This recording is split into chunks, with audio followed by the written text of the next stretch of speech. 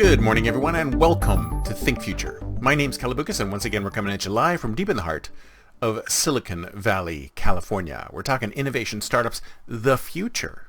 Not necessarily those, and not necessarily in that order. If you're watching on YouTube, don't forget to hit that subscribe button and hit the bell so you'll get notified when their new show goes up. And if you're listening on your favorite podcast service, please subscribe and leave us a review on Apple Podcasts. We greatly appreciate it. I don't know why I say we. It's just me. Now, I was reading a tweet the other day where somebody was talking about first world problems. And they were talking about how the rest of the world has all of these problems. So if you think about it, the brunt of humanity, the third world, the second world, anything other than the first world problems, the rest of the humanity have huge problems, untenable. Some of these problems feel untenable.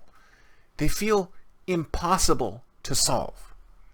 But as I was mentioning in an earlier show, we really have to not underestimate human ingenuity. Human ingenuity can solve problems. And if we've been able to do that over the course of time, just look back over our history. If we've been able to apply ourselves to these problems which we initially thought were intractable, we are able to figure them out. We just have to be willing to figure them out. And sure, there's reasons why we're not doing them. Some of them have to do with profit motives. Some of them have to do with capitalism, communism, politics, depending on which side you're on. But there are all these intractable problems, or feel intractable. We just need to focus on them. And I think the tweet said something like, you first worlders, you have no problems, so you have to create new ones to work on. And then when I read that, I thought to myself, that's kind of right. That's kind of right. Because I think one of the things that we have today is a malaise of solutions which we've caused problems for that we didn't need to. We're creating solutions for solvable problems, right? It's the low-hanging fruit problem again, but it's even worse than the low-hanging fruit problem because we're creating these problems so that we can solve these problems.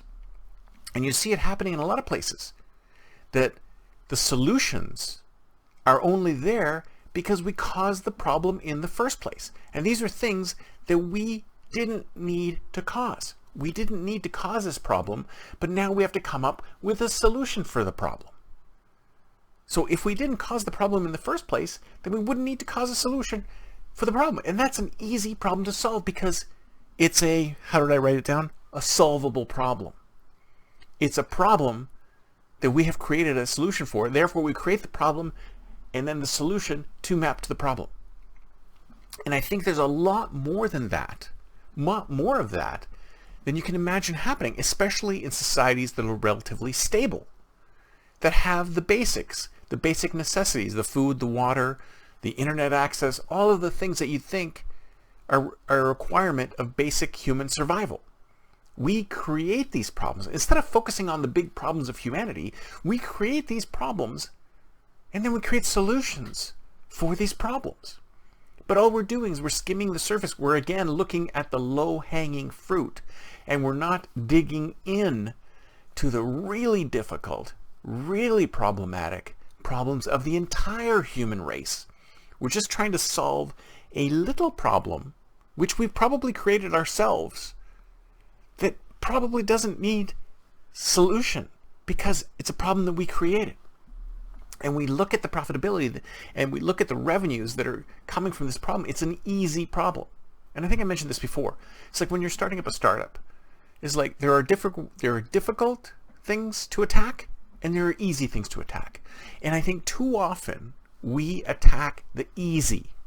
We look at a problem, we look at an easy solution, and we provide that easy solution. We don't look at the difficult problems. We don't look at the high-hanging fruit. But the high-hanging fruit is where we need to go. We need to look at the difficult problems, and we need to find solutions for the difficult problems. Not just create a problem that we have a solution for. Not just create solvable problems. We have to think beyond that. We have to look at the major problems that the human race is still seeing. Maybe not in the first world, but still seeing. And we need to attack those issues and not just create problems that we can solve real easy.